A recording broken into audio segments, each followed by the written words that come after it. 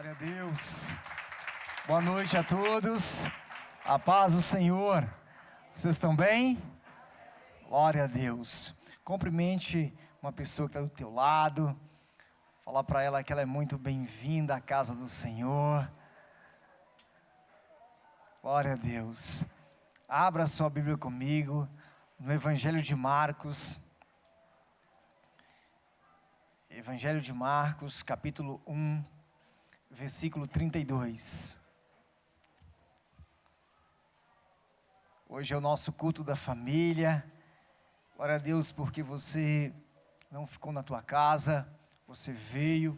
E eu tenho certeza que o Espírito Santo de Deus falará de maneira extraordinária conosco. Ele nos visitará, assim como já tem nos visitado em meio aos louvores. Acharam? Marcos capítulo 1, versículo 32. Quem não encontrou, tem na tela aí também, você pode acompanhar.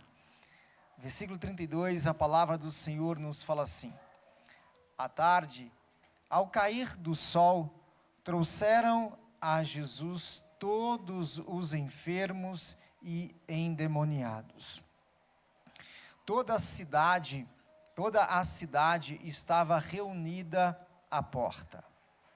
E ele curou muitos doentes de toda sorte de enfermidades. Também expeliu muitos demônios, não lhes permitindo que falassem, porque sabiam quem ele era. Amém? Pode fechar os teus olhos. Coloca a tua Bíblia na cadeira. Peça ao Senhor para que Ele possa falar ao teu coração. Fala ao Senhor aquilo que está no desejo do teu coração. Fala, Senhor, o meu coração deseja ouvir a tua voz e entender, Deus, o teu evangelho. O meu coração, Deus, é como uma terra seca, sedenta, árida por chuvas.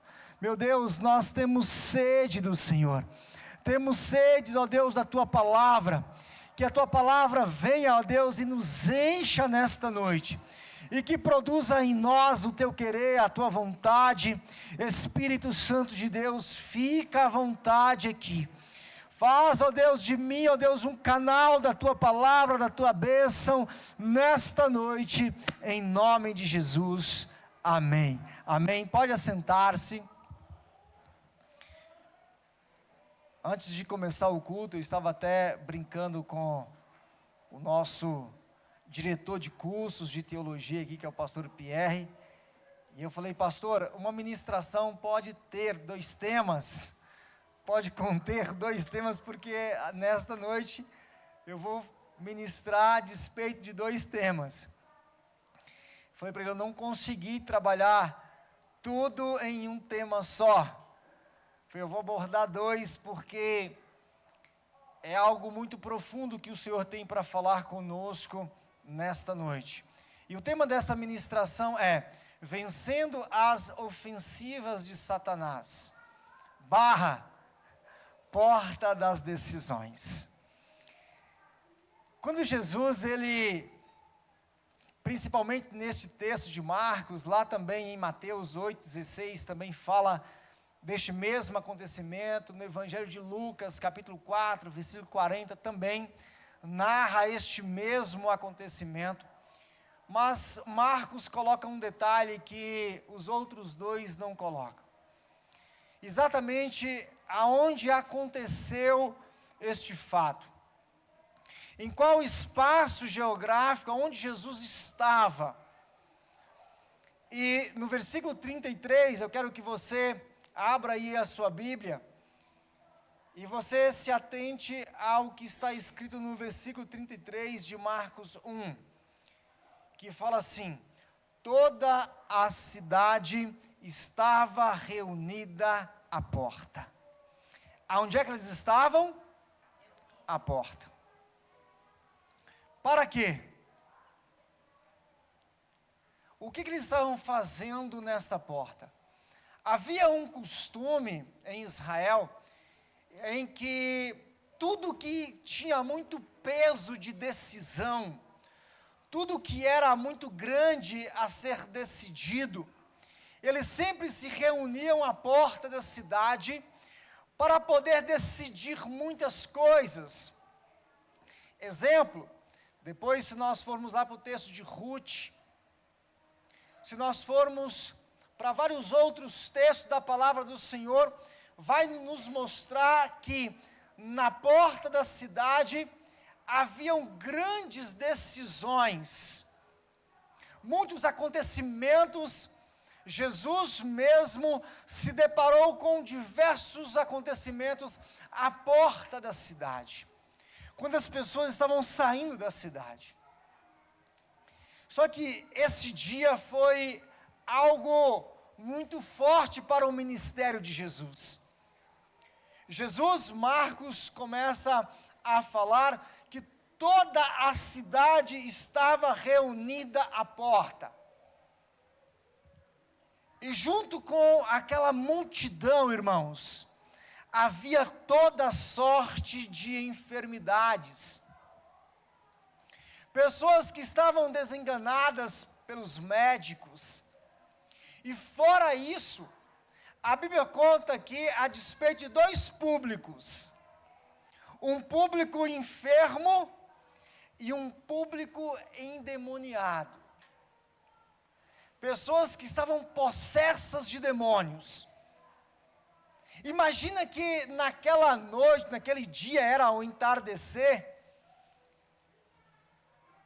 haviam entrado em diversas pessoas legiões de demônios. E como na porta da cidade era realmente grandes acontecimentos, grandes coisas aconteciam à porta da cidade. Naquela tarde, uma grande ofensiva contra o ministério de Jesus. Imagina que o diabo pensando que iria envergonhá-lo, iria colocá-lo à prova, iria fazer com que ele ficasse com muita vergonha. E naquela tarde, todas as pessoas daquela cidade saíam ali e havia um público de enfermos e um público de pessoas endemoniadas. E ele deve ter pensado: eu quero ver Jesus dar conta de expulsar todos os demônios. Nós vamos com uma ofensiva muito grande para poder envergonhar Jesus à frente de todos. Como havia este costume em que grandes decisões, grandes acontecimentos, estavam sempre à porta da cidade,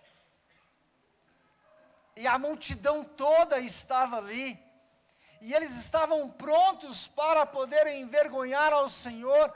E neste pequeno texto, o Senhor fala no versículo 34, e Ele curou muitos doentes, e toda sorte de enfermidades, também expulsou muitos demônios. E não permitiu com que nenhum falasse absolutamente nada. Porque assim, e às vezes o diabo, tudo o que ele quer é fazer com que nós, quando nós estamos para viver grandes coisas na nossa vida, e às vezes nós estamos diante de grandes portas, tudo o que ele quer é, através das suas ofensivas, fazer com que você desista dos teus sonhos, da tua casa, de familiares que talvez você olha para a condição deles hoje, e você fala assim: não tem mais jeito, porque tudo que eu tinha que fazer eu já fiz.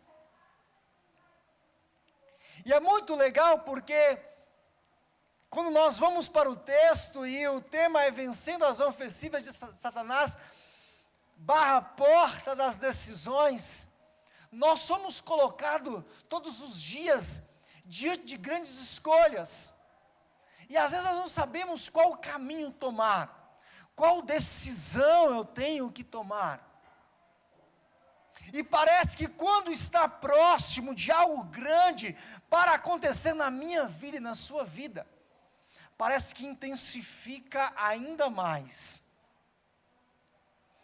Parece que a luta, a situação que eu estava para vencer, se ela estava em um nível de 60%, ela chega lá em uns 80%. Aprenda uma coisa: quando está próximo, quando está para viver, quando você está bem próximo de viver o teu milagre, e que grandes decisões você tem que tomar, saiba, sempre Satanás se levantará com grandes ofensivas. E quando ele intensificar a luta, a dificuldade, entenda, está muito próximo o teu milagre. É como se você, eu não sei se vocês já viram, tem alguns videozinhos que passam na internet.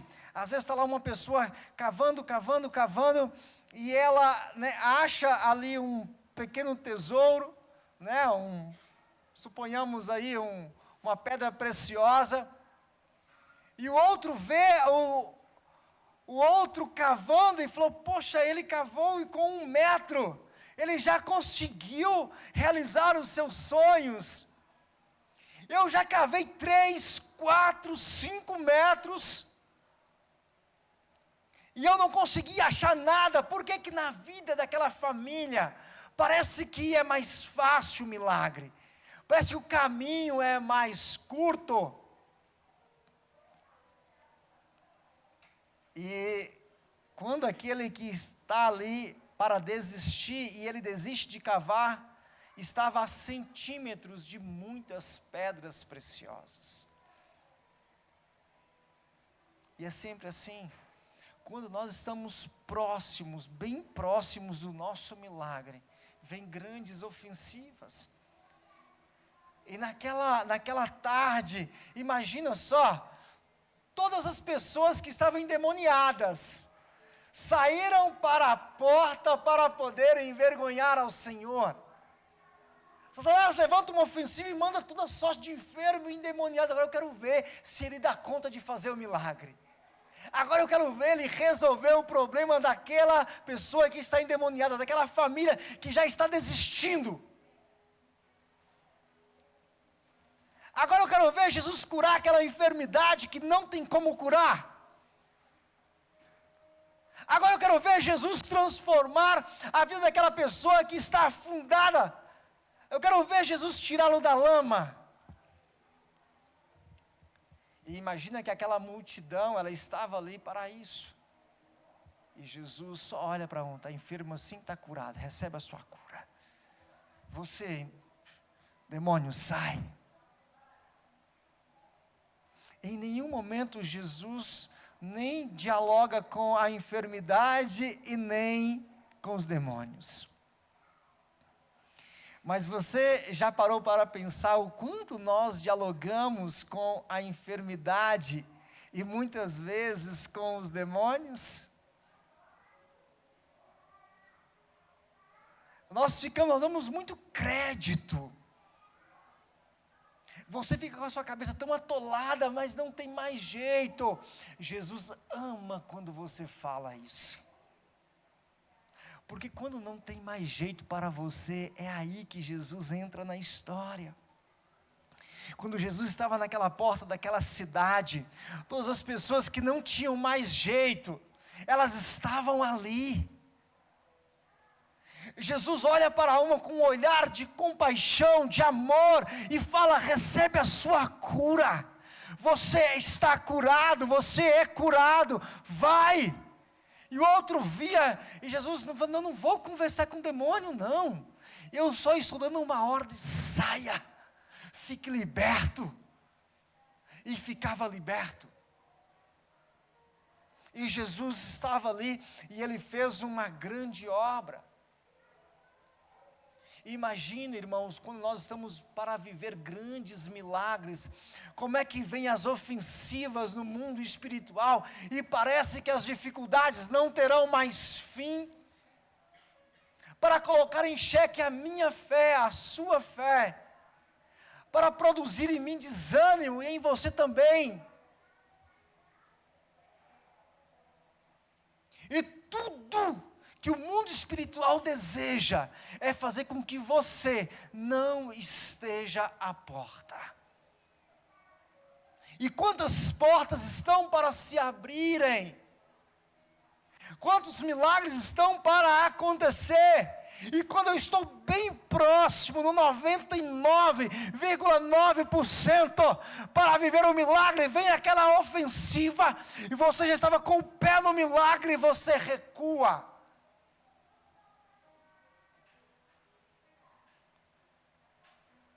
E então no mundo espiritual, os demônios vencem mais uma. Eu quero falar para você nesta noite que ainda que a tua casa esteja para viver grandes decisões, ou passando por grandes problemas, por grandes dificuldades, ainda que o médico já tenha falado que não tem mais jeito, ainda que as pessoas falem, eu quero falar para você, a última palavra pertence ao Senhor. A tua casa é bendita, a tua família é bendita, os teus filhos são benditos, e todos viveremos a boa e perfeita vontade do Senhor, em nome de Jesus, porque assim o Senhor, Ele faz conosco.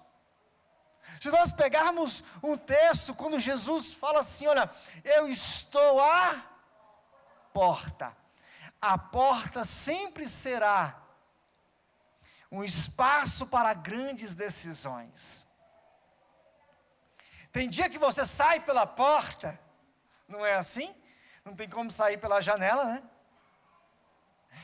Tem uns que gostam, né, de pular a janela. Mas imagina só, você sai pela porta, isso é o natural. E às vezes você tem aquele dia que você sai pela porta e você fala assim, meu Deus, mas eu tenho tantos gigantes para vencer hoje, eu já estou saindo, Senhor, são grandes as ofensivas e eu sei que os ataques estão muito fortes, e eu sei que passar por esta porta, eu não sei como eu voltarei, mas eu quero falar para você, que a partir do momento que você passa pela porta, o ambiente que te espera chama-se intervenção do Senhor na minha vida e na sua vida. Quando havia o tabernáculo, ninguém era forçado ali a entregar a oferta para perdão dos pecados. Mas a partir do momento em que o animal passava pela porta, ele tinha que ser sacrificado. E assim também somos nós. Quando Jesus fala assim, eu estou à porta e bato, à porta do teu coração, da tua vida. E a partir do momento que você escancar essa porta e abre para o Senhor, Jesus não é um ladrão que chega arrombando nada. Ele é Senhor, gentil, um gentleman. Não é assim, Jesus? Ele fala, eu estou à porta, eu estou batendo. Se você abrir e tomar esta decisão na tua vida, eu entrarei por esta porta que você abriu, e eu irei transformar a tua história, mudar a tua sorte. Mas quando você abre esta porta, Jesus lembra que Ele só bate. Quem tem que abrir somos nós, correto? E depois que eu abro? Ele? Perfeito. Lembra do tabernáculo? O primeiro exemplo que eu dei? Ninguém forçava as pessoas a entregarem um animal para ser sacrificado. Mas a partir do momento que o animal passava pela porta, o que acontecia com o animal? Ele era sacrificado. E a partir do momento que você passa pela porta, irmãos, é necessário o sacrifício. Evangelho não é algo que, nossa, agora, não, evangelho resume-se em renúncia. Eu preciso sacrificar o meu eu, as minhas vontades. Eu preciso fazer com que aquilo que está me dominando não me domine mais. Eu preciso fazer com que tudo aquilo que estava interferindo na minha vida, na minha história, não interfira mais. Porque tem que morrer. A partir do momento que você passa pela porta, você precisa morrer. Sabe por quê? Muitas pessoas têm medo da morte. Todos querem ir para o céu, mas ninguém quer morrer, não é verdade? Ninguém quer passar pela morte. Só que Jesus fala que você só encontrará vida. Nós não sabemos o que é vida. Isso aqui são fragmentos. Aquilo que nós estamos vivendo hoje são fragmentos do que se chama vida. Nós só saberemos o que é vida na eternidade, pois ela então será eterna. Mas para isso, quando eu passo pela porta, é necessário transformação. Quando eu entrego o meu coração, a minha vida, eu preciso mudar, eu não posso ser mais o mesmo. Eu não posso falar as mesmas coisas. Eu não posso ficar mais pensando aqueles pensamentos que só trazem destruição, não. Os meus pensamentos tem que ser aquilo que o Senhor fala. Eu bem sei os pensamentos que eu tenho. Quais são os pensamentos de Deus a teu respeito? Pensamentos de paz. Fecha os teus olhos. Fala assim para o Senhor. Fala: Senhor, eu preciso de paz. Esse milagre que eu tenho orado, Senhor, trará paz na minha vida, trará paz nos meus pensamentos, trará paz na minha família, trará paz nos meus negócios. Fala: Jesus, pode entrar, a casa é tua, Senhor, pode fazer morada em mim. Aleluia, glória a Deus, amém? Assim é o Senhor. Irmãos, quando nós entregamos e confiamos no Senhor, Ele vem, Ele entra e Ele traz paz. Se tem um ambiente que você pode ter como uma certeza na tua vida, é que as decisões que você tem para tomar, se elas estiverem regadas de paz, você pode passar pela porta que o Senhor estará lá para te encontrar. Mas pastor, olha, são muitas as dificuldades. Não tem problema, o Senhor estará com você. Será Ele que entrará na tua guerra, será Ele que mudará a tua sorte, será Ele que irá interferir na tua história, e Ele mudará a tua casa, a tua vida, em nome de Jesus. Porque é assim que o Senhor, Deus Todo-Poderoso, que eu conheço, é assim que Ele faz. Abra lá no Evangelho de Lucas, capítulo 7, versículo 11.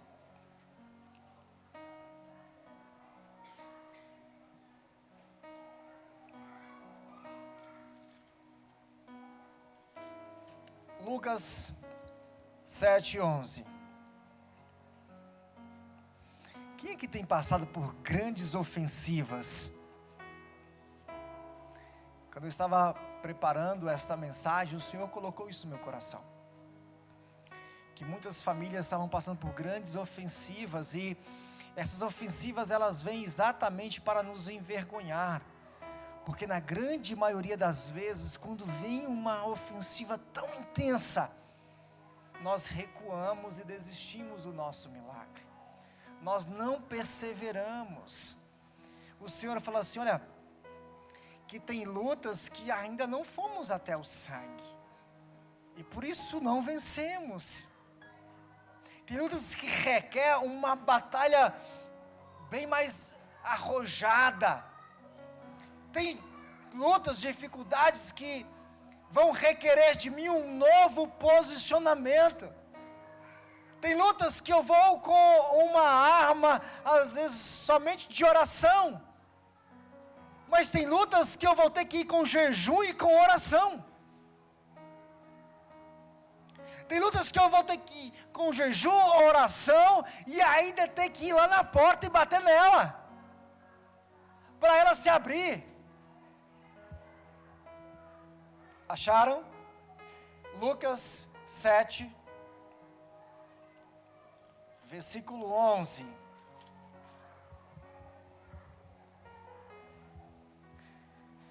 Em dia subsequente, dirigia-se Jesus a uma cidade chamada Naim. E iam com ele os seus discípulos e numerosa. Vocês vão ver aqui o mesmo ambiente, irmãos. Jesus chegando e havia ali duas multidões. Uma multidão de enfermos e uma multidão de endemoniados, para colocar em xeque o ministério de Jesus. Só que não há enfermidade que consiga resistir à cura que o Senhor tem. Não há endemoniado que fique endemoniado na presença do nosso Deus. E olha aqui, em dia subsequente dirigia-se Jesus a uma cidade chamada Naim, e iam com ele os seus discípulos e numerosa multidão. Como se aproximasse de onde? Da porta da cidade.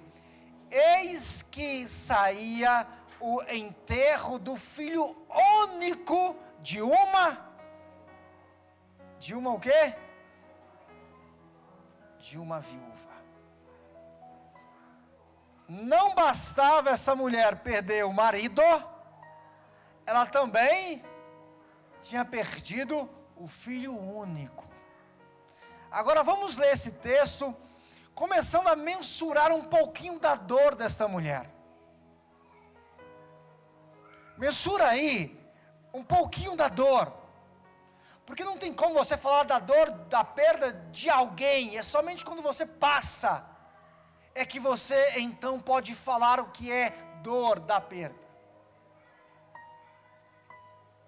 Só quando você passa, que o choro vem, a dor vem e fala assim: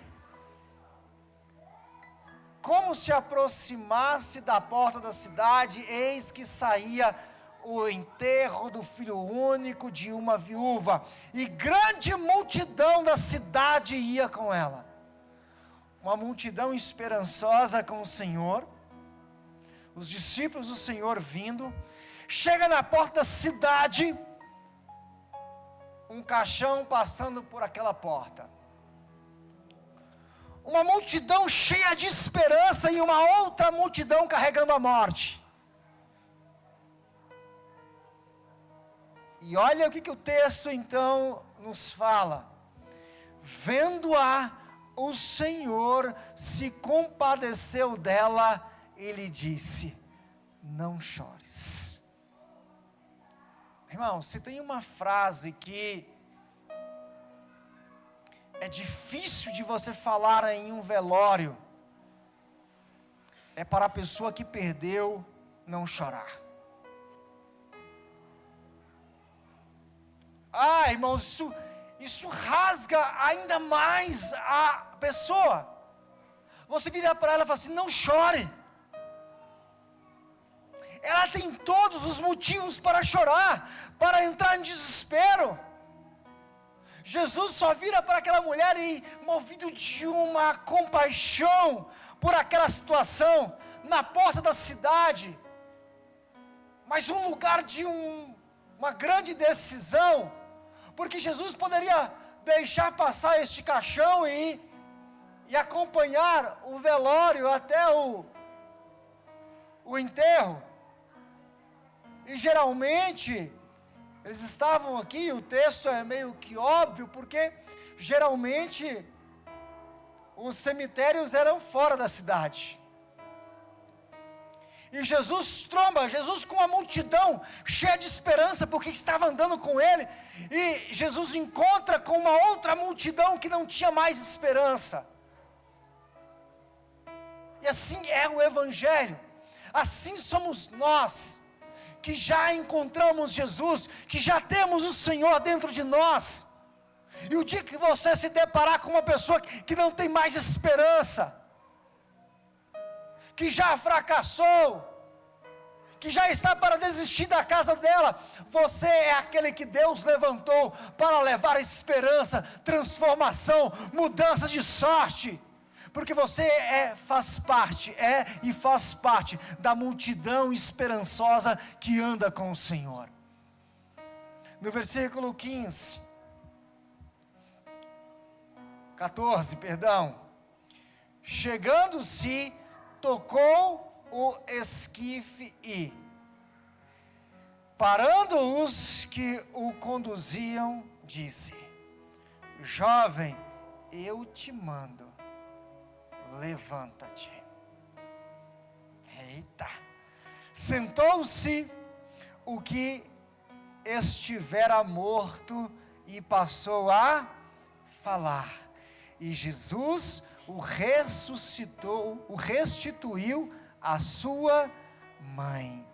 Todos ficaram possuídos de temor e glorificaram a Deus, dizendo: grande profeta se levantou entre nós, e Deus visitou o seu povo.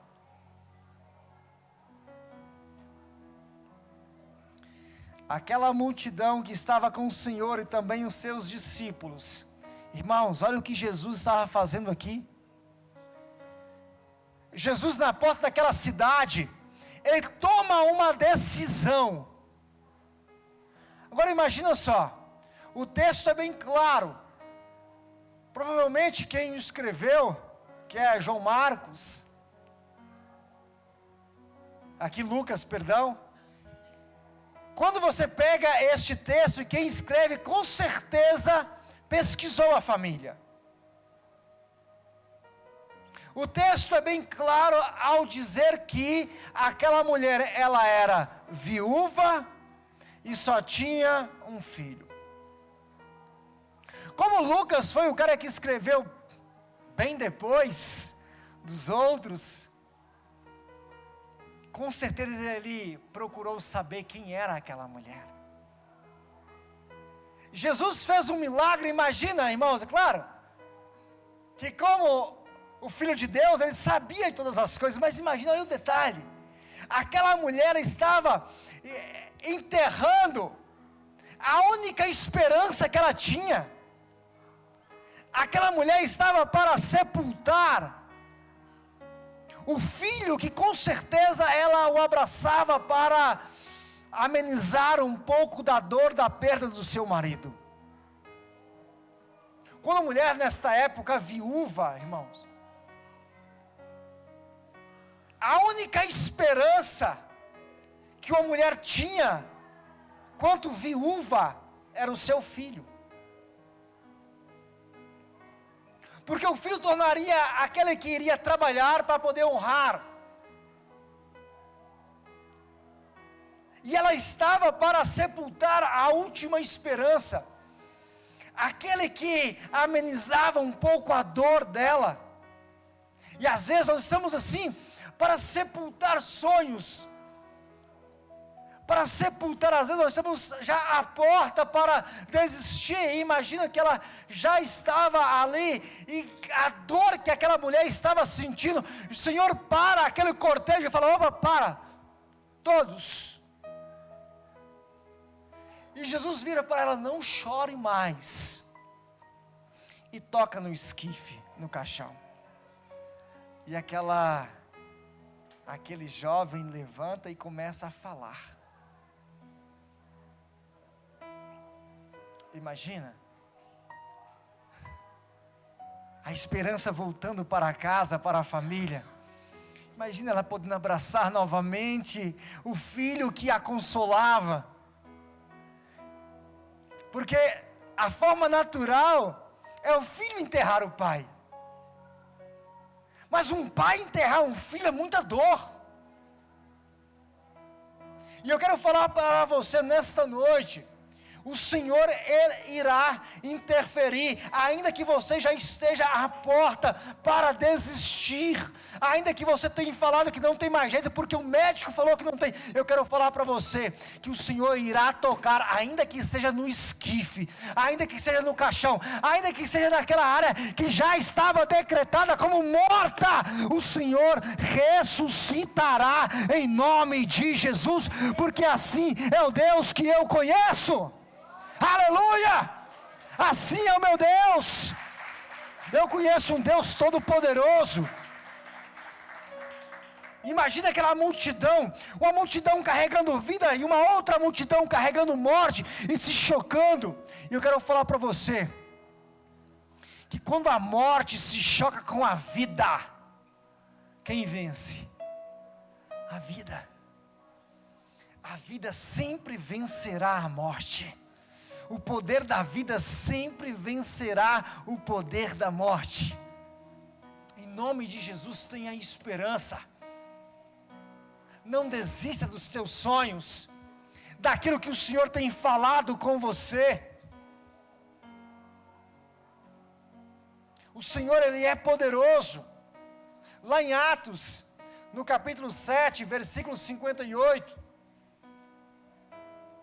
nós vamos ver um outro grande acontecimento. Atos 7, 58.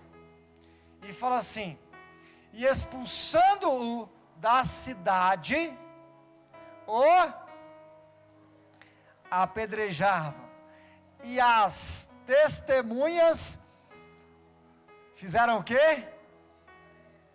As suas capas aos pés de um jovem chamado Saulo. De quem o texto está falando? Quem que lê Bíblia? De quem? De Estevão, correto?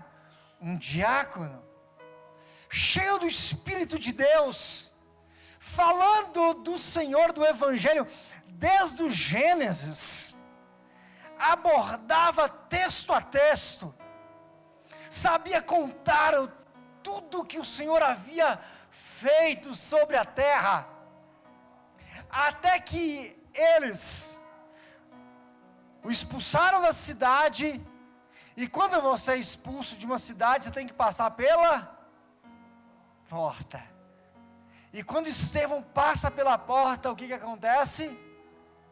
Ele não poderia ser apedrejado dentro da cidade. Ele foi apedrejado fora da cidade, até a morte, irmãos. Este jovem morreu, sabe para quê? Para que o poder do Evangelho de salvação pudesse estar sobre todos. Para que se cumprisse sobre os gentios que somos nós, o poder do Evangelho. Alguém foi o sacrifício. É claro que foi Jesus, o principal sacrifício, mas Estevão foi até as últimas consequências, para que a salvação de Paulo, de um homem chamado Saulo, que depois se torna o maior apóstolo de todos os tempos, alguém morreu para que houvesse salvação em uma casa. Esse aqui o Senhor não foi lá e o ressuscitou. Pelo contrário, o Senhor o pegou como oferta. O Senhor pegou Estevão como uma oferta para transformar uma outra família. O que você tem feito para transformar a tua casa? Nós somos uma oferta, irmãos. Um dia chegará o sacrifício. Nós somos uma oferta. Nessa terra, nós somos uma oferta. O que você tem feito? Uma pessoa entregou a vida para que um jovem, um certo jovem, o texto é um jovem chamado Saulo. Depois Jesus encontra com esse jovem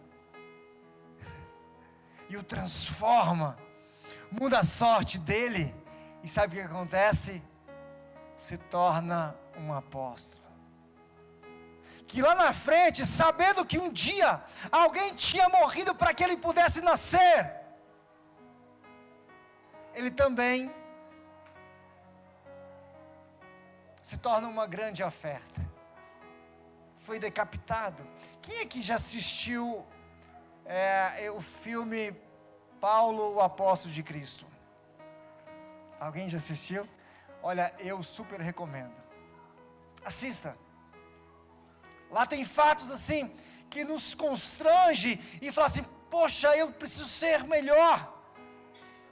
Eu preciso pagar um preço, eu preciso fazer com que esta porta, que ainda que seja difícil, eu preciso passar por ela. Ainda que seja difícil sair da tua casa, saia e vá procurar um emprego. Porque às vezes é assim, irmãos. Eu não sei quem aqui já passou por isso, mas eu um dia cheguei a uma fase em que eu já tinha batido em não sei quantas portas em 2010. E todas estavam fechadas e permaneceram fechadas. E eu desisti. Eu ficava em casa e a minha esposa falava comigo assim, a pastora Josiana, você não vai procurar emprego, não vai sair hoje? Eu falei, não sei aonde eu vou mais.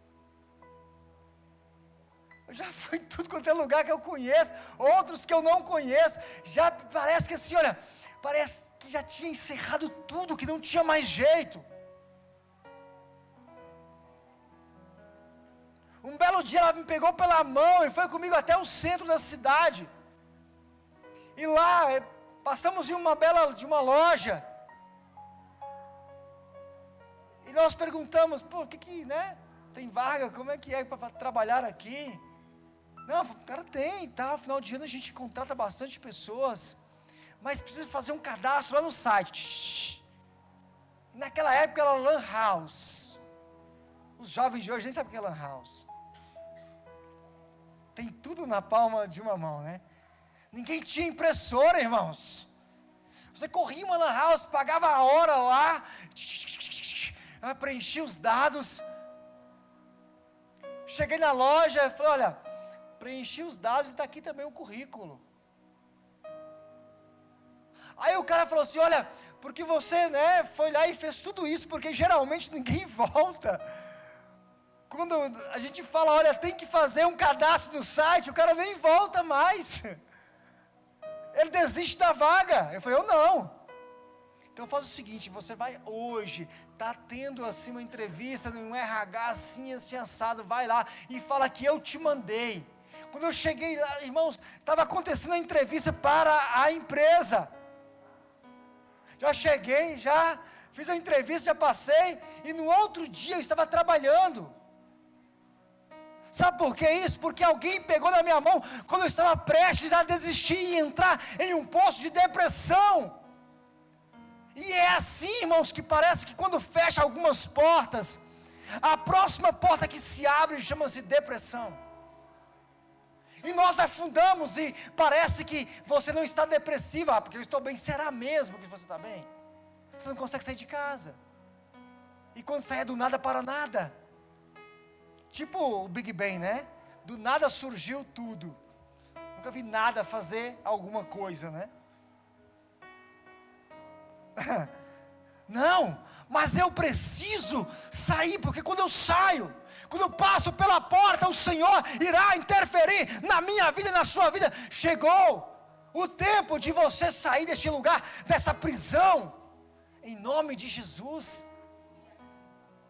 Vai restaurar a tua casa, a tua família, vai orar, vai jejuar, vai buscar o Senhor.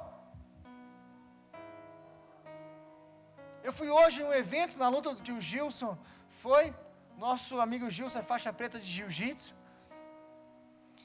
E aí eu fui com Atos. Aí cheguei lá, sentei com ele e o irmão ficou mofando 2 horas para acontecer a luta dele. E eu estou lá sentadinho com Atos. E antes de... faltava acho que uns 20 a 30 minutos ainda para a luta. Eu estava sentado e falei assim, papai, eu o que, filho? O Gilson vai ganhar. Eu falei, como assim? Ele vai ganhar, papai. Eu falei, eu vou pegar o celular, né? Vou gravar. Né, deixa isso. Papai, ele vai ganhar. Aleluia, está lá só intercedendo. Isso aqui é luta de jiu-jitsu, irmãos, né? Tem gente que fala assim, mas o pastor vai ganhar porque ele ora. Não, você tem que saber jiu-jitsu. A oração não vence jiu-jitsu. E foi lá, irmãos, olha, ganhou porque o Senhor interferiu. É que no jiu-jitsu tem algumas regras, talvez você não entenda, mas uma vantagem não é nenhum ponto. Para não dizer assim, ganhou de 4, 5, 6, 10 pontos, não. Para saber que foi Deus que o honrou na primeira luta dele de faixa preta. Que foi Deus que interferiu, que foi Deus quem fez. Eu falei, eu tenho que levar mais o Atos para as minhas lutas. Eu falei, que bênção, né? Porque ele acreditou. E você precisa acreditar na tua família, na tua casa, porque Deus fará um milagre e será Ele que irá interferir. Estevão fez isso. Interferiu no curso da história da minha salvação e da sua salvação. Sai desse lugar de inércia. Sai por essa porta que parece que te dá medo. Será como será, Deus? Por quê? Não, eu acho que eu vou sofrer. A porta nem se abriu ainda. Não sofra com antecipação. E às vezes nós deixamos de fazer muitas coisas porque sofremos antes. Não. Olha o que o Senhor fez. Em uma porta de grandes decisões, em uma grande ofensiva. Imagina a ofensiva contra aquela mulher, aquela família. O marido foi e agora o filho também vai. Ou outro dia, como é que seria se fosse em uma, bem provável que aqui, né, era de um sábado para domingo. Imagina no domingo, aquela mulher acordar e falar, cadê o meu filho que eu abraçava todos os dias? Caiu, meu marido já foi há muito tempo, mas cadê o meu filho que eu abraçava? E a depressão? E o suicídio? Porque o próximo passo poderia ser este, não poderia? Uma mulher que perdeu o marido, sua esperança financeira e conjugal. Perdeu o seu único filho. O texto fala que era o único, não tinha outro para abraçar. Perdeu o único. No outro dia, sabe o que essa pessoa poderia fazer? Barrar uma corda e enforcar e morrer. Vou lutar mais pelo quê? Se eu já perdi tudo. Eu quero falar para você que ainda que esteja em um esquife, em um caixão, quando Jesus entra na história, ainda que por dentro você esteja totalmente destruído, eu quero falar para você que o Senhor tem poder para colocar em ordem os teus pensamentos, colocar em ordem a tua casa, colocar em ordem o teu coração, colocar em ordem a tua vida, para que você possa e entenda e saiba que é Ele que está fazendo, em nome de Jesus. Aleluia! Abra lá em Ruth capítulo 4 versículo 1. Ruth capítulo 4, versículo 1. Nós vamos caminhar para o encerramento do culto. Mas nunca mais a tua casa será a mesma. Se posicione.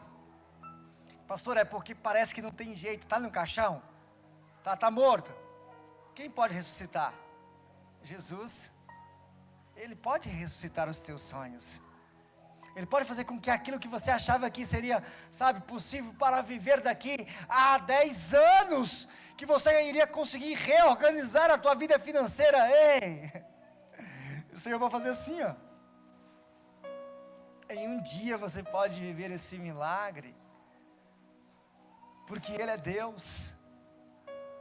Ele é Deus. Acharam aí?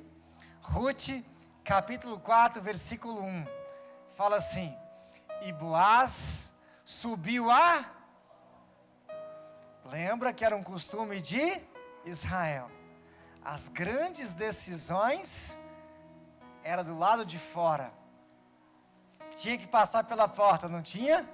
Olha a outra porta aí. E Boaz subiu a porta e assentou-se ali. Irmãos, era como se montasse um tribunal. E tinha até um júri. E pessoas, autoridades, se assentavam à porta da cidade para julgar causas. Sabia disso? Olha aqui. Assentou-se ali. Ou seja, tinha até cadeiras, né? E eis que o remidor de que Boaz tinha falado ia passando. E disse-lhe: ó, fulano, vem cá, assenta-te aqui. E desviou-se para ali e assentou-se. Agora vai lá no versículo 9.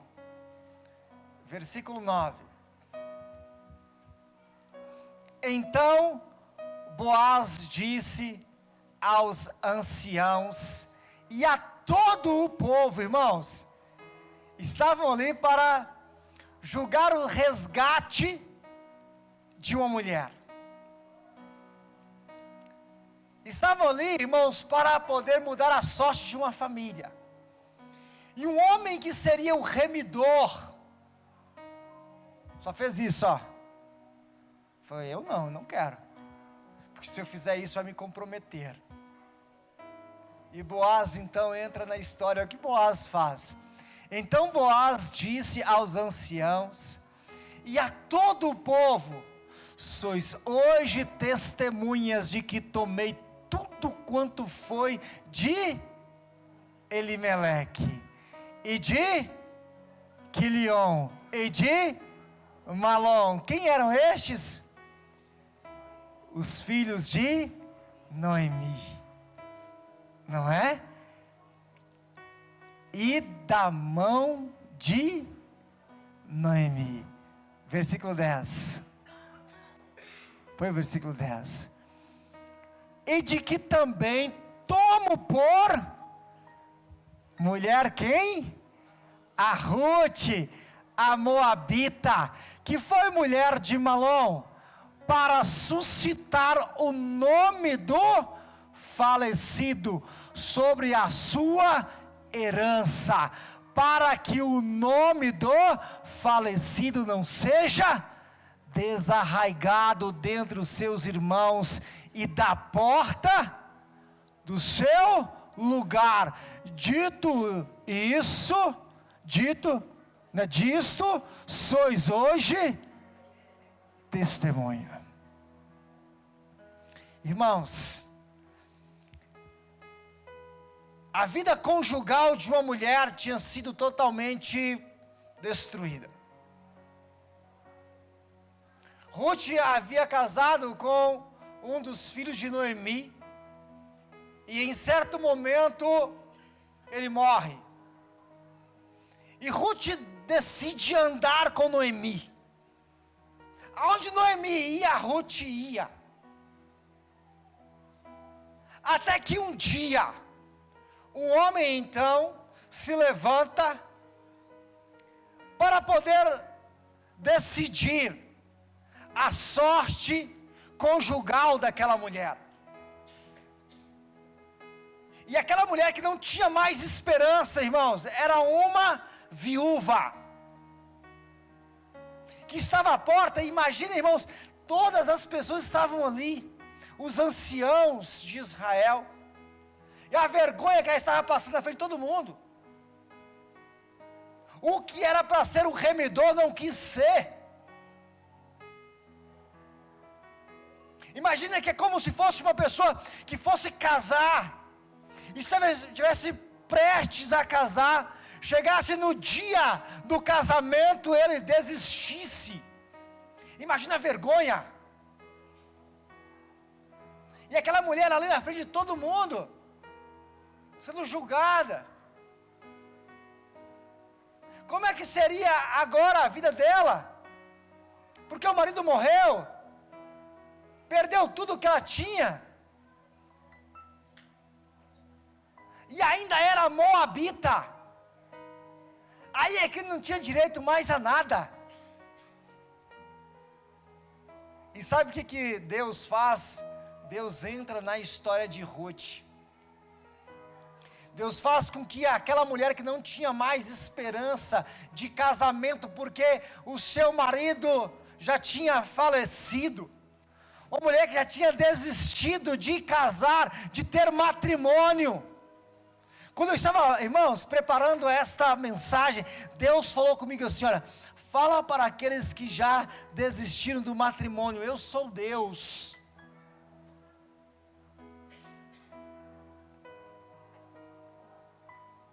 Ela era viúva. E sabe o que Boaz fez? Vendo tudo aquilo, ele falou: não, eu serei o resgatador.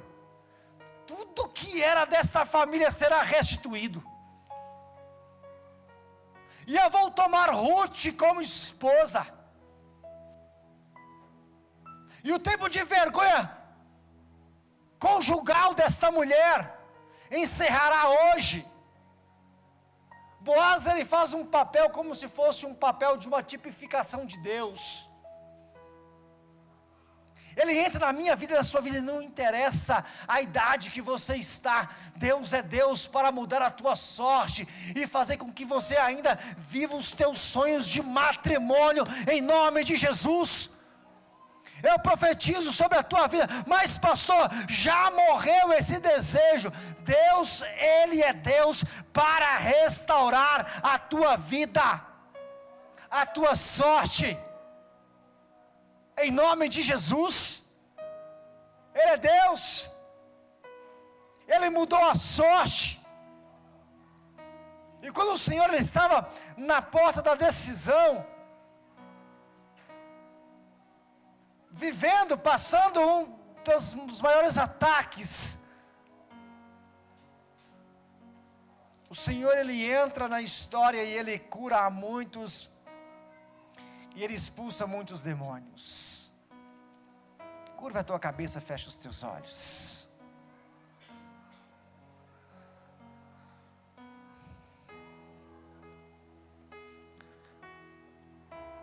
O Senhor, quando ele estava diante da primeira porta, uma porta de uma grande ofensiva. Pense agora nos teus sonhos, naquilo que você tem orado e clamado em prol da tua casa, da tua família. Chegou o momento de você passar pela porta e de uma vez por todas escancará-la ao Senhor, para que, ainda que esteja enfermo os teus sonhos, o Senhor irá interferir nos teus sonhos. Ainda que os teus sonhos já estejam colocados em um esquife, em um caixão, o Senhor, Ele sempre, Ele estará, quando eu tomo a decisão de passar pela porta. Do outro lado sempre estará o Senhor. Sempre estará o Senhor do outro lado. E quando aquela ofensiva chega, de toda sorte de endemoniados e pessoas com toda sorte de enfermidades, Ele cura. E quando Jesus à porta encontra com o cortejo fúnebre, Ele ressuscita. Oh Senhor, ressuscita os sonhos, Senhor. Ressuscita os sonhos nesta noite, Senhor. Ressuscita os sonhos nesta noite, Senhor.